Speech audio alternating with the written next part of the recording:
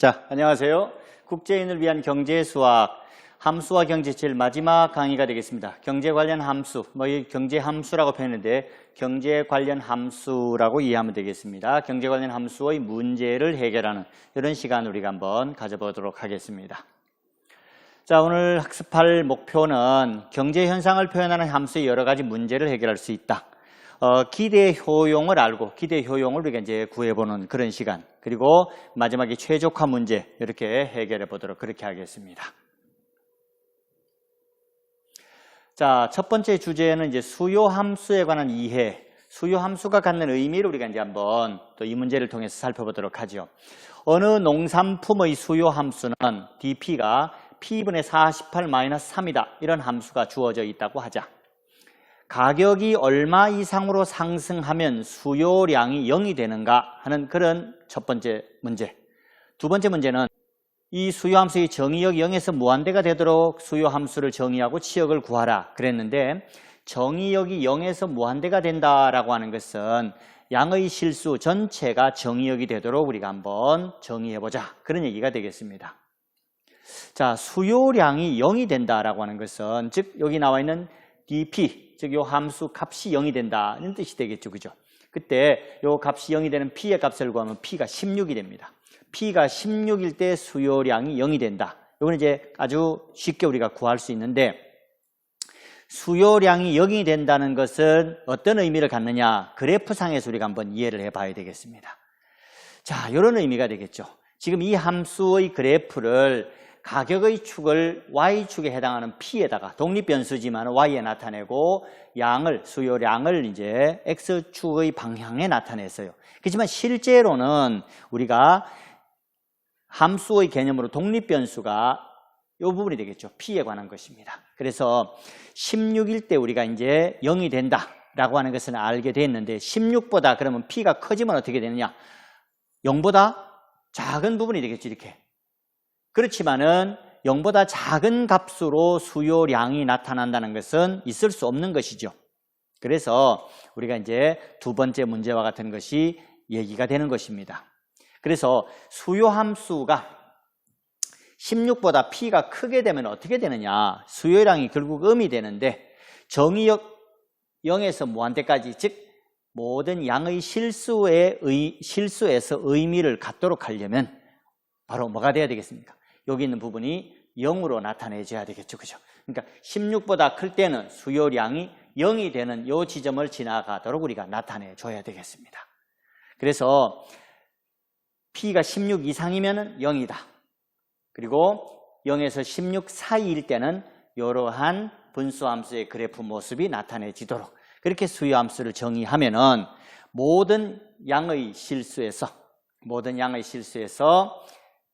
이 수요함수는 정의가 되고 그때의 치역은 0 이상인 Q의 값을 가진다. 이렇게 우리가 볼 수 있겠습니다. 이거는 이제 사실은 여러분들이 조금 더 쉽게 이해하려면은 저기 있는 함수를 이렇게 이해하면 더 편해요. 즉 X축의 방향에다가 뭐를 둔다? P를 두고 Y축의 방향에 우리가 수요량에 해당하는 Q를 두고 이 함수의 그래프를 그려주면은 쉽게 우리가 이해가 되죠. 16 이상일 때는 0이 돼야 되고 그때의 치역은 Q가 0 이상이다. 즉 지금 방금 이 그림은 앞서 나타냈던 그래프의 역함수입니다. 역함수의 모습으로다가 P와 Q의 좌표 축을 바꿔준 것이죠. 그렇게 나타내주면은 쉽게 우리가 이 정의역과 치역에 대한 문제들을 이해할 수 있을 것이다. 이렇게 말씀드릴 수 있겠습니다. 자, 두 번째는 이제 균형 가격과 균형 거래량의 결정 조건에 관한 문제 같이 한번 보도록 하죠. 그림은 어떤 상품의 수요와 공급 함수이다. 이 상품의 수요 공급 함수가 되겠죠. 그죠? 이 상품의 가격 P의 변화에 따른 수요량을 QD 이것이 되겠습니다. 공급량을 QS. 이때 이 다음과 같은 1차 함수로 표현했습니다. QD는 A-BP 이것이 A-BP QS 공급 함수는 -C 플러스 DP 이렇게 표현했습니다. 이 두 함수식이 교점이 1, 4분면에 있을 때 균형 가격과 균형 거래량이 결정된다. 그렇죠. 이 교점이 1, 4분면에 있을 때 균형 가격과 균형 거래량, 균형 가격, 균형 거래량 이렇게 존재할 수가 있게 되겠습니다. 그럼 균형 가격이 결정되기 위한 A, B, C, D의 관계를 우리가 알아보자 하는 문제가 되겠어요. 여기 나와 있는 A, B, C, D는 모두 양수로 가정을 했습니다. 자, 두 직선의 교점이 1, 4분면에 있으려면은 교점 P, 여기 있는 P, Q, 요 점이 이제 P가 되겠죠. 요 점이 Q가 되는데 교점 P, Q에 해당하는 좌표가 모두 양수가 돼야 됩니다. 그래서 이제 먼저 P를 구하려면은 요 직선과 요 직선의 몇을 찾아주면 되느냐? 연립해야 되겠죠. 연립해서 P의 값을 우리가 구하는 것입니다. 이렇게 구하는 방법은 이제 등치법이다. 우리가 이렇게 표현하죠. 그죠? 같은 값이다. 이렇게 놓고서 푸는 방법이 되겠어요. 그러면 이제 P의 값은 이런 모습으로 주어지는데 여기 A, B, C, D가 모두 다 양수였습니다. 그러니까 당연히 이거 뭐가 되겠습니까? 양수죠. 그래서 이거는 P의 값이 양수가 되는 것은 여기 나와 있는 이 식들의 A, B, C, D가 모두 양수이기 때문에 항상 성립한다. 이렇게 볼 수 있겠습니다. 두 번째, 여기서 나온 P의 값을 Q를 이제 구해낼 Q도 양수가 돼야 되니까 Q를 구하는 방법은 이 식을 다시금 Q에 관해서 또 연립해서 등치법으로 풀어도 됩니다. 그런데 굳이 그렇게 할 필요가 없겠죠. 여기서 방금 우리가 구한 P를 여기다 하나의 식에다 대입해주면 됩니다. 그렇게 대입해주게 되면은 이 식에서의 Q의 값이 존재하게 되겠죠. 그 P를 대입해주면은 이런 모습이 될 것입니다. 그래서 이때 분모를 간단히 하면 B 플러스 D분의 AD 마이너스 BC라고 하는 관계식이 나와요. 분모에 있는 B 플러스 D는 항상 양수죠. 그렇다면은 분자에 있는 AD 마이너스 BC가 뭐가 돼야 되겠습니까? 양수가 돼야 되겠죠. 그래서 교점 Q의 좌표가 양수가 되기 위해서는 AD 마이너스 BC가 0보다 크다. 이런 조건을 만족하면 이 균형 가격과 균형 거래량이 1, 4분면에서 결정될 수 있도록 하는 A, B, C, D 사이의 관계가 설명이 되겠죠. 자, 그럼 예제 또 하나 우리가 살펴보도록 하죠. 세금이 수요와 공급에 미치는 영향, 이런 문제가 하나 나와 있는데 상품 A의 수요 함수는 DP-3P 플러스 1600, 공급 함수는 7P 플러스 1400 이렇게 주어져 있습니다. 자, 정부는 상품 A를 생산하는 공급자에게 5의 세금을 부과하였다. 다음 물음에 답하여라. 이제 세금을 부여한 것이죠. 그럼 공급함수가 변화하겠죠. 그죠? 자, 첫째, 세금 부과에 따른 상품 A의 수요함수, 공급함수, 균형가격, 균형거래량을 구하여라. 이런 문제가 되겠습니다. 자, 이거는 이제 수요함수, 공급함수, 균형가격, 균형거래량을 이제 구하려면은 자, 앞에서 했던 내용들을 이제 우리가 다시 한번 복습하는 그런 내용이 되겠습니다. 수요함수는 세금을 부과하더라도 수요함수는 변합니까? 변하지 않습니까? 불변입니다. 수요함수는. 자, 세금을 부과하게 되면 공급함수는 변합니까? 변하지 않습니까?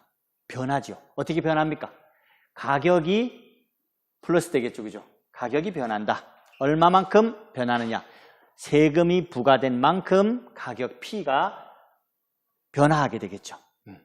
자, 그 다음에 균형 가격과 균형 거래량은 거기서 만들어진 수요 함수와 공급 함수에 의해서 우리가 균형 가격과 균형 거래량을 구할 수 있어요. 좀 전에 우리가 문제에서 예제에서 살펴봤듯이 자, 이렇게 되는 것입니다. 수요 함수는 세금 부과 전이나 부과 후나 변함이 없어요. 똑같습니다. 공급 함수는 이렇게 바뀌게 되죠. 이게 바뀐다는 것은 무슨 뜻이냐 하면은 여기 있는 7P 플러스 1400이라고 하는 것이 새로운 SP는 뭐냐면 7의 P-5 플러스 1400이었죠. 이 식을 우리가 이제 풀이하게 되면은 바로 이와 같은 7P 플러스 1365라고 하는 값을 얻게 됩니다. 자, 이런 공급 함수가 새로이 이제 만들어지게 된다. 이렇게 보면 되겠죠. 그럼 이 두 개의 함수에 대해서 이제 균형 가격과 균형 거래량을 찾아보면 먼저 첫 번째 세금 부과 전의 균형 가격은 여기 나와 있는 마이너스 3P 플러스 1600과 7P 플러스 1400을 앞서 우리가 봤던 문제처럼 연립해 주면 되겠죠. 등치법으로 풀어주면은 P의 값은 20이 나옵니다. 그래서 균형 가격은 세금 부과 전에 20일 때 균형 가격을 형성하게 되고, 그때 균형 거래량은 요 20을 요 식에다가 대입하면 되겠죠. 그죠? 20을 여기다 대입하게 되면은 바로 1540이라고 하는 값을 우리는 균형 거래량으로 얻을 수 있어요. 그래서 세금 부과 전에 이렇게 균형 가격과 균형 거래량을 가졌는데, 세금을 공급자에게 부과함으로 말미암아서 공급 함수가 바뀌었죠. 그러면 그때 새로운 균형 가격이 생기게 되는 것입니다. 수요 함수 그대로고 공급 함수가 바뀌었어요. 이 두 식을 연립하면 새로운 균형 가격 23.5가 만들어집니다. 이 균형 가격에 대해서 균형 거래량은 요 23.5를 요 식이나 이 식에다가 대입을 해주면은 Q의 값을 구할 수 있어요. 그때 균형 거래량은 1529.5다. 이렇게 우리가 결론을 얻을 수 있겠습니다. 자, 이 균형 가격과 균형 거래량을 가지고서 다음 문제. 상품 A에 부과된 세금이 실제 수요자와 공급자에게 각각 얼마나 부과되었는지를 설명하라. 이런 문제입니다. 지금 이제 원래 균형 가격이 20이었습니다.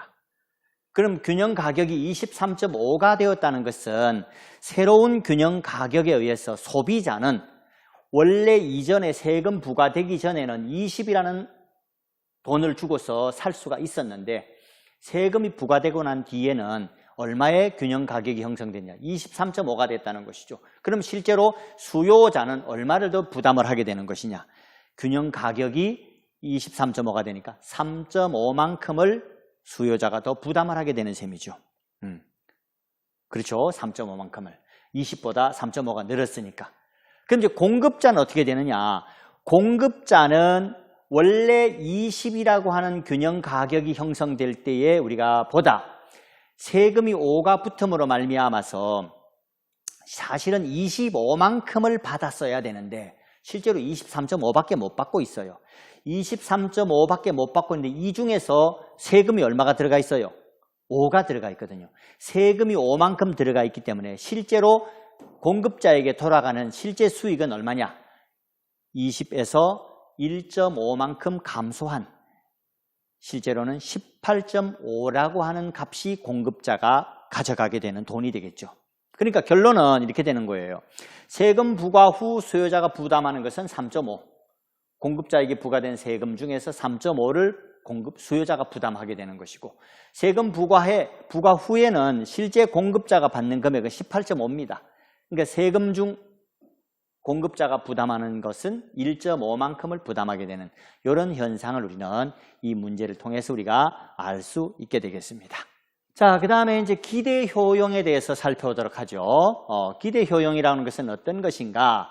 우리가 기대값이라고 하는 것을 확률과 통계에서 배웠을 겁니다. 기대값, expected value라고 하는 것은 우리가 간단하게 평균이라고 하는 개념과 같은 것이죠. 그죠?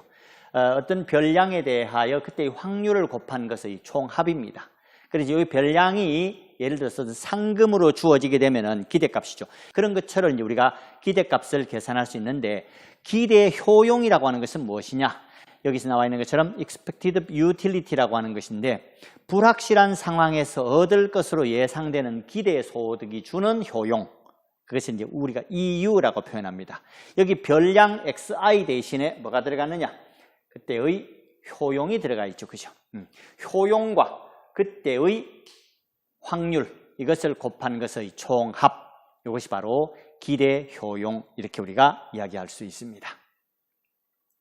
자, 그러면 이제 기대 효용에 관한 간단한 예제들을 한번 보도록 하죠. 그죠? 자, 어떤 학생이 용돈 Q에 대한 효용을 U라고 하자. 용돈 X에 대한 효용은 U는 루트 Q 이렇게 나타냅니다. 그럼 현재 용돈을 1,000원을 갖고 있어요.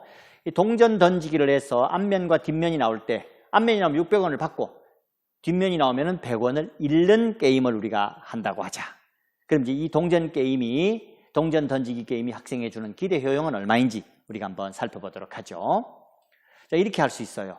자, 동전 게임에서 앞면이 나오게 되면 이 친구는 용돈 얼마를 받게 됩니까? 1,600원이 되겠죠. 현재 용돈 1,000원에다가 600원이 더 플러스 되니까요. 그때의 효용은 우리가 편의상 UH라고 하겠습니다. 앞면 H, 뒷면 T라고 가정한다면 UH는 루트 1600 이렇게 해서 40이라는 효용이 생겨요. 이건 뭐 돈은 아닙니다. 40이라는 어떤 단위의 효용이 생기겠죠. 뒷면이 나오면 용돈은 900원으로다가 다운이 됩니다. 자기 가진 돈에서 잃게 되겠죠. 그때 UT라는 효용은 루트 900에서 30이라는 효용을 갖게 되겠습니다. 그러면은 이 학생이 이제 동전 던지기 게임에 참여할 때의 기대 효용은 이 두 가지 효용의 뭐가 되겠습니까? 기대 효용을 구하려면 확률을 곱한 것이 되겠죠. 그죠? 앞면이 나올 확률 2분의 1, 그때의 효용. 뒷면이 나올 확률 2분의 1, 그때의 효용. 그것을 각각 곱하여서 더한 거, 35. 즉, 이것과 이것의 뭐다? 평균이 되겠죠. 그죠? 결국은 이제 기대값이나 기대 효용은 마찬가지로 평균값을 구하는 것이다. 이렇게 이해하면 되겠습니다.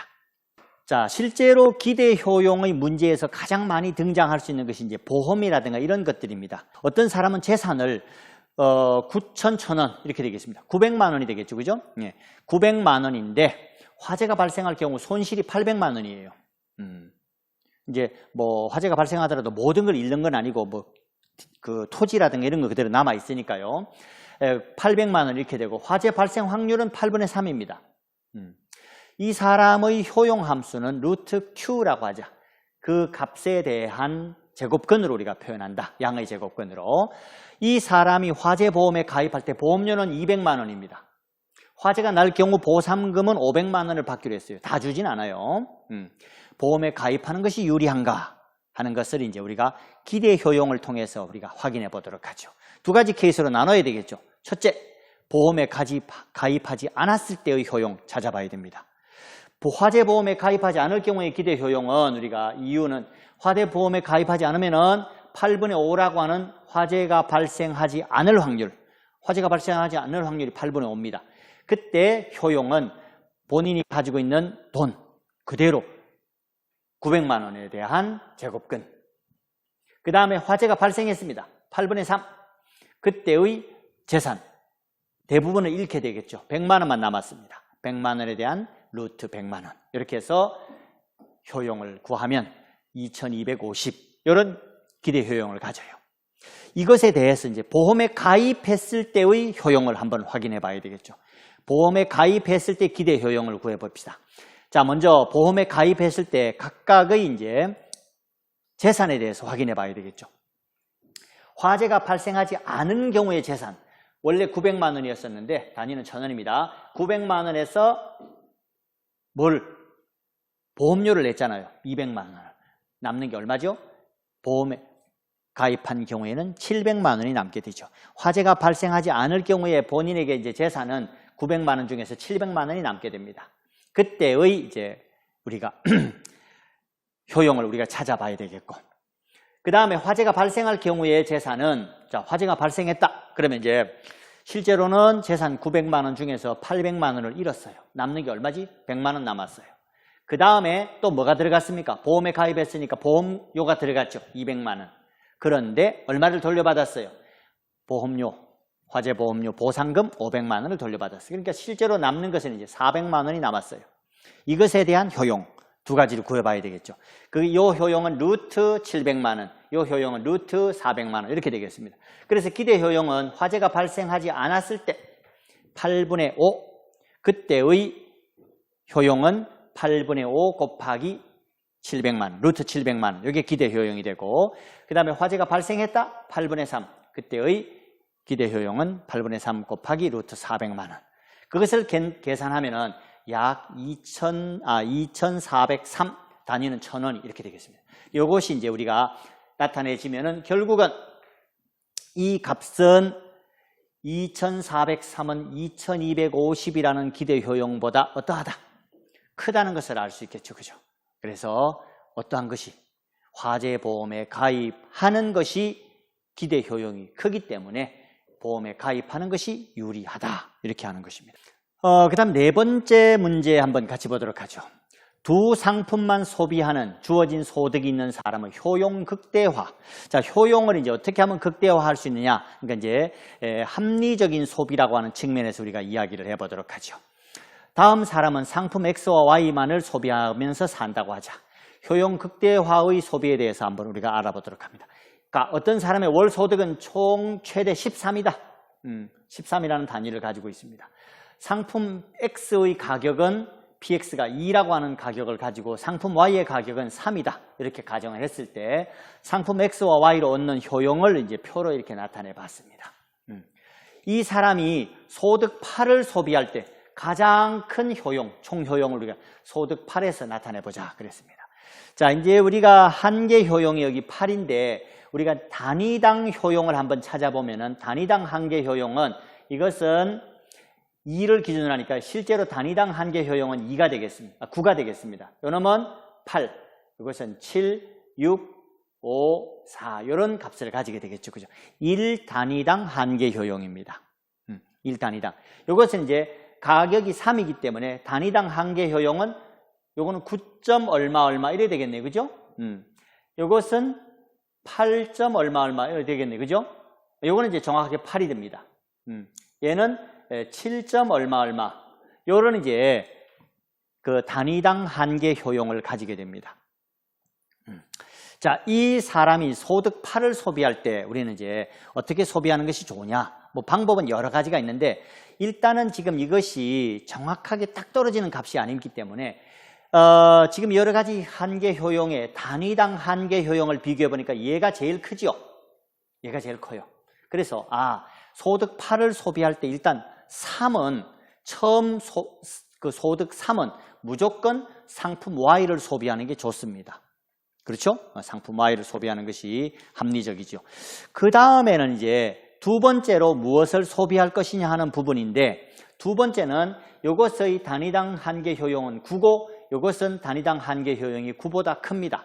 요놈은 이제 9보다 작습니다. 그럼 여기서 이제 어떤 것을 사용할 것이냐 하는 것을 우리가 판단을 해야 되는데 일반적으로는 두 번째는 이것을 사용하겠죠. 그죠? 두 번째는 총 효용이 이제 18이 되는 요 값을 사용하게 되면 이만큼을 쓰게 될 것입니다. 그런데 이것을 이제 수학적으로는 다음과 같이 나눌 수 있어요. 소득 3을 이제 Y를 소비한다. 여기 28을 소비하고 나면은 나머지 소득이 5가 남는데 이 소득 5를 소비하는 방법은 여러 가지가 있어요. 가장 간단하게 소비하는 것은 여기 나와 있는 것처럼 X, Y가 1,1로 소비하는 방법. 1,1로 소비한다는 것은 처음에 Y가 한 개 있었기 때문에 여기는 이제 실제로는 1, 2가 되겠죠. 실제로는 1, 2. X가 하나, Y가 두 개가 되는 셈입니다. 이렇게 소비하는 경우. 이렇게 소비하는 경우도 총 소득 8을 소비할 수 있는 방법이에요. 그 다음에 두 번째는 이제 그 안에 있는 여러 가지 값들이 있는데 그러한 값들 중에서 2분의 5, 0, 0,3분의 5라고 하는 X절편, Y절편에 해당하는 지점도 우리가 한번 소득을 효용을 구해볼 필요가 있다. 2분의 5, 0 하는 거 실제로는 2분의 5, 1이 되는 셈이죠. 그죠? Y가 한 개 소비했으니까. 이렇게 되고.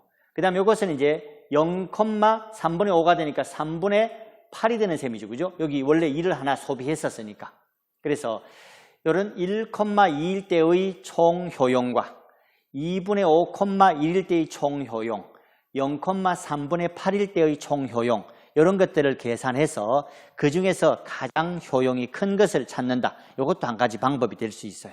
이렇게 해서 실제로 계산을 해보면 효용은 앞에 것은 72라는 효용이 나타나고 그 다음 69, 그 다음 70 이런 정도의 효용을 우리가 구할 수 있어요. 그래서 여기 세 가지를 비교해 봤을 때 총 효용의 합이 72일 때 가장 크다.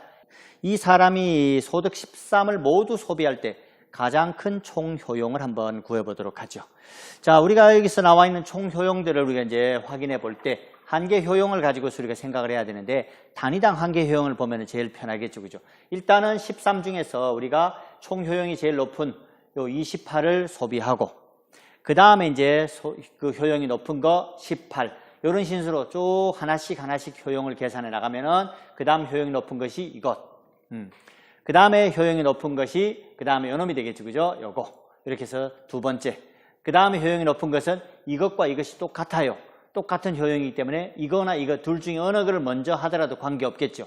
이거 요거 이렇게 효용을 사용해 보면 이렇게 상품을 소비하게 되면은 결국 모두 무엇을 13을 다 소비하게 되는 셈이 되겠죠. 그죠? 그래서 상품 X는 2개, 상품 Y를 3개 이렇게 소비하는 것이 가장 총 효용이 높게 소비하는 그런 합리적인 소비 방법이 될 것입니다. 자, 마지막으로 최적화 문제 한번 같이 살펴보도록 하죠.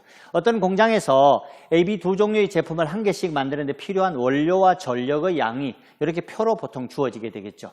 하루에 원료는 10kg을 제한량입니다. 전력은 20kW/h 이런 식으로 이제 제한량을 주었어요. 이 공장에서 두 제품을 각각 몇 개씩 생산할 때 하루에 얻는 이익이 최대가 되는가? 또 그리고 그때의 최대 이익을 구하라. 자, 이렇게 우리가 보통 제품 A를 X개, B를 Y개 생산한다. 이렇게 우리가 가정하죠. 그러면은 생산되는 개수 XY에 대한 식을 우리가 구할 수 있어요. 뭘 가지고 구하느냐? 제한량을 가지고 구해야 되겠죠. 그죠? 원료의 제한량 2x 플러스 1은 10 이하, 3x 플러스 4y는 20 이하.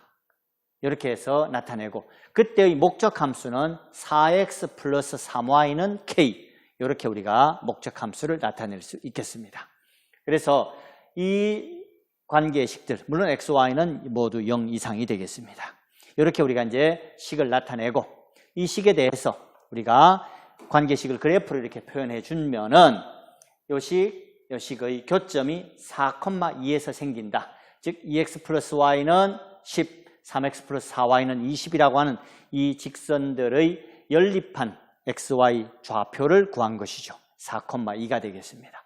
이때 우리는 이제 목적 함수를 찾아야 되겠죠. 4x 플러스 3y. 이 목적 함수는 두 직선의 기울기 사이에 있게 됩니다. 두 직선의 기울기 사이에 있기 때문에 4,2라는 점을 지날 때 이 목적 함수가 이렇게 수없이 많은 직선들을 가지게 되는데, 이때 어떤 k, 즉 꼭지점 4,2를 지날 때 최대의 k의 값을 가지게 된다. 이렇게 보면 되겠습니다. 즉 A는 몇 개? 제품 A는 4개, 제품 B를 2개 생산할 때 최대의 k의 값 2200만 원, 단위가 100만 원이었기 때문에 2200만 원을 최대의 이익으로 가지게 될 것이다. 이것이 이제 우리가 가장 간단한 선형계획법 또는 뭐 최적화 문제, 이렇게 우리가 이야기할 수 있게 되겠습니다. 그동안 함수와 경제당원에서 함수와 경제현상, 그리고 함수의 활용, 이런 내용 큰 주제를 가지고서 7개의 강의를 여러분들하고 함께 공부해 봤습니다. 그동안 수고 많았습니다.